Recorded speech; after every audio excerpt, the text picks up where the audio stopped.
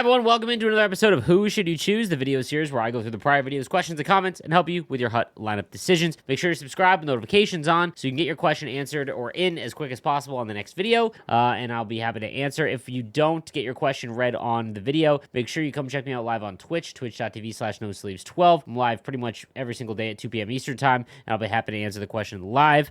So let's get into today's questions. I do want to address something real quick because taking feedback from you guys is one of the most important things that you help grow as a creator. JJ says, half of your video was about MLB. It's fine, but the point of this series is to help the NHL community. Some people won't have their question answered because of this. I went on like a 9-minute tangent about MLB in the last video. That's why I went like 25 minutes in total. But I agree. I've been talking a lot about MLB, and I'm going to make sure that we keep it to the NHL and the questions here to try and help you guys out, because that is the entire goal of these videos. That being said, Creamy Wheat says, why can't we have collections like MLB? I always feel like Gretzky, Mario, Howe, or should be difficult to get and should require some kind of collection trade-in based on division or conference, just like the MLB. You could do this for the AHL and CHL teams too and make those worthwhile, like have an 86 Tavares for the Oshawa Generals at the beginning of the year that upgrades tiers every month like X Factors. You could even change X Factors to the collection rewards for the NHL-based cards rather than overpriced market fodder. MLB does this so well. Don't even get me started on Team Affinity. I have been saying this, guys, since NHL 20. The collection-based rewards, they have all these leagues. They should have a card that you can get by collecting that entire team, because that NHL lacks the collection aspect of a card mode. It is a card mode, but there is no collection-based aspects to it. We use the cards as currency instead of collecting the cards, which is why the Millennium event from NHL 23, where you collected all of the MSPs and then traded them in for the big one, was like such a hit because it was finally like a collection-based event. I have been saying this for years. Like a Sarnia Sting Steven Stamkos, if you collected all of the Sarnia Sting, would add value to those silver and bronze pulls. 1,000%, and then they should upgrade +1 every month. Total agreement here, my man. I think that it's great. And what's funny is, like, you can't even say that they would be too overpowered because the power-up icons aren't. Like, outside of the big three, which should require you to collect all the icons like they do, but you shouldn't lose the icons when you trade them in. They're not overpowered. So, yeah, the +1 every month, 100% what they should do. Hey, Sleeves, I struggle immensely to get out of my zone in offensive zone entry and to create anything offensively. Any tips to help with that? I use your strategies from your video, but it's like my opponent can read my mind, and sometimes I spend nearly a whole period in my own zone, which makes rivals really frustrating. Thanks for the help and keep up the great work. The easiest one, when you get the puck behind your net, your first read should be right in... If you have a hard time getting the puck out of your zone, immediately switch your quick breakout, not your the real breakout. There's a quick breakout and then another one. I don't remember the name of it.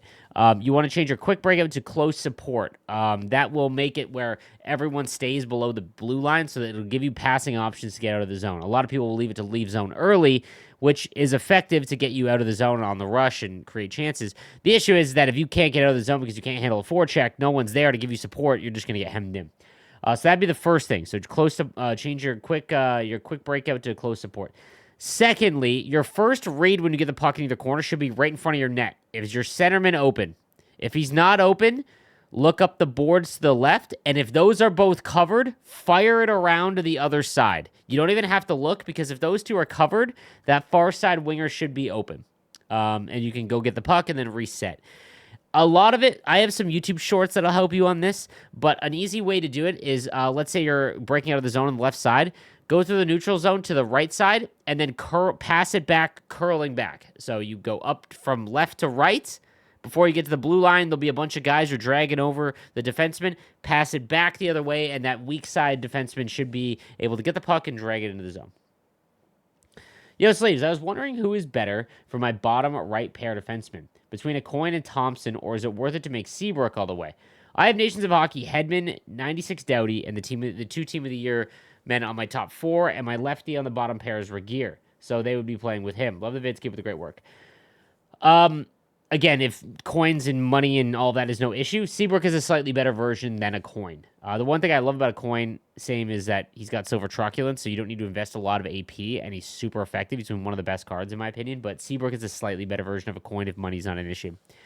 Hey, Sleeves, With higher overall cards coming out with usable speed, do we start shifting bigger centers to be with usable speed to wing? For example, Weber with 91 speed is not terrible. Do I put him on a line with Pronger at center and Leclerc on left wing, or does speed still kill? 90 speed is fine. The issue is if you go up against Team of the Year McKinnon or McDavid, you will notice, especially if they have wheels on. That is a whole different level. So, no, I don't think I would put them on the wing. Not yet. Love the videos, man. Just wanted to say thank you. No problem, boss. Maze Schultz says, yo, what's up? So I don't know what to do with my team. I want to get rid of Mitchell because he's on the third pair defense, but I don't know if it's worth the cost with Newman or the 89 MSP. Yes, Newman is a right-handed defenseman, but I rarely take point shots. So if one of them is, from the moments, is a big investment in a third pair defender, I agree. It doesn't really matter. Also, regarding the X Factors, I don't like that it's a handout this year. It should be the best players, not a participation reward, because Rantanen, McKinnon, Draisaitl, Kucherov, Hedman, Matthews, just to name a few, are easily the best cards in the world, and X Factors should be the best cards in the game, and in 24, it's truthfully a joke, in my opinion. I don't disagree that the best cards should be the X Factor cards, but I also think that X Factor cards now are team builder cards. They're no longer like like I said, if I was a Arizona Coyote fan and I wanted to make an Arizona Coyote theme team, you get Clayton Keller. You wouldn't have him if that was the case. Hey, Sleeves, my top 6 is currently 66, 99, 97, and Medano, McKinnon, and Hughes. I also just pulled the 93 team of the week at Chuck and star of the month Matthews, both of my third right now. And untradeable, but I don't really have any motivation anymore because I don't like spending big on my bottom 6. Any line suggestions? Or what do I do so I want to keep upgrading my team? The best thing that you can do would be to buy MSPs to try them out.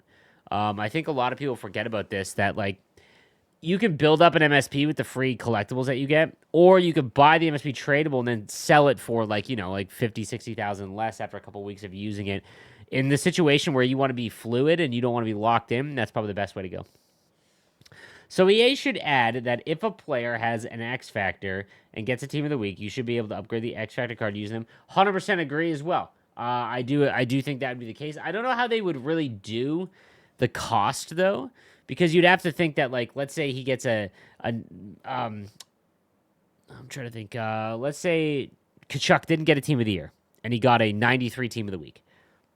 To go from 87 to 93 upgrading would be like, I don't know, like 20 power collectibles or 15 times 1 or 17,000, like you're looking at a couple $100K.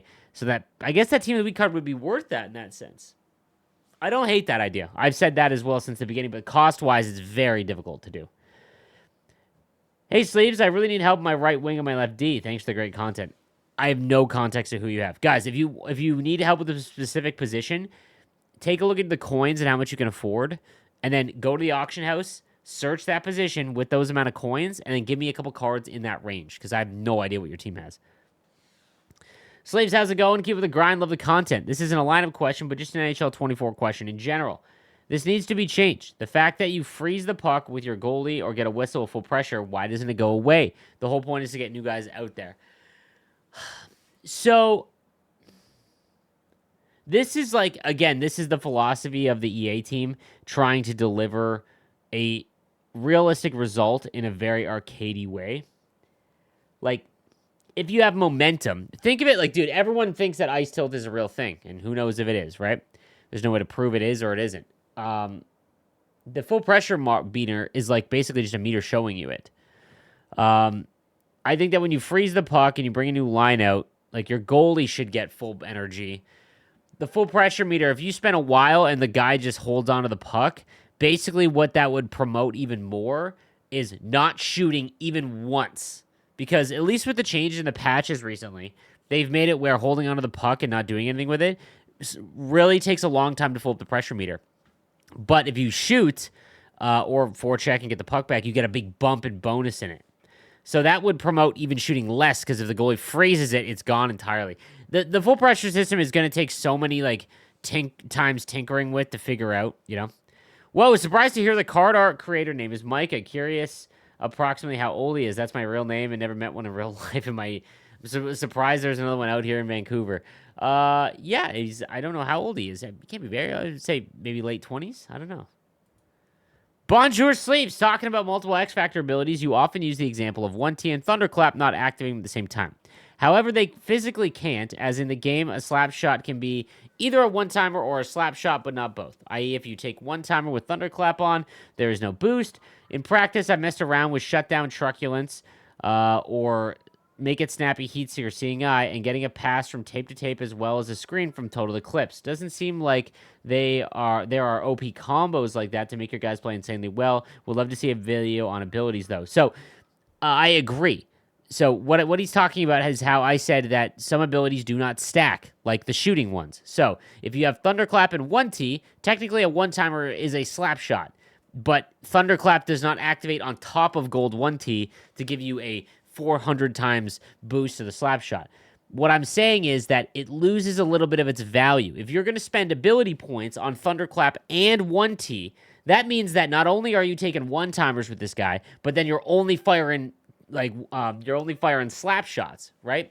So just not really like, I don't see it being worth it. Not to mention, Make It Snappy and Snipe and Close Quarters, for example, they don't stack. So having them on together is a waste. Or it's more expensive for less of a bonus, if that makes any sense. I will have a video out as well once EA gives me a firm list. Hey, Sleeves, how do you recommend spreading out abilities across lines? With some cards having numerous useful abilities, is it better to have more useful silver abilities activated than putting more points towards the zone ability, quantity versus quality? I've changed my stance on this quite a bit over the last 3 years that X Factors have been in the game. Here is what I would do. I would play 5 games. And don't change anything. Use what you're using. You got 5 games. At the end of every game, this is only in the post-game screen. Do not exit out. Go into the stats, the box score, and look at your puck possession numbers. It will actually tell you the time in which a player or a card has time with the puck. And after 5 games, you'll get a good sense of how many players you carry the puck with. Take a look at shots as well. Again, over 5 to 10 games, you'll get a really good sense of what cards you actually use the most. So if you're holding onto the puck with, let's say, Martin Necas, okay? And you can see that he is clearing away your number 1 player in terms of holding onto the puck over 10 games. You want to throw Unstoppable Force on him because he's always holding onto the puck for you. That's what you want to do. If you have someone who is always shooting, like let's say Team of the Year McKinnon, and he is the one you are always shooting with, and he's got like 7 or 8 shots a game, the next closest is like 2. Then you probably want to throw Make It Snappy or a shooting stat on him. That's what I kind of recommend. Another one is like Wheels on a McDavid and McKinnon's Team of the Year, 100% I would activate. It's a lot, but good Lord.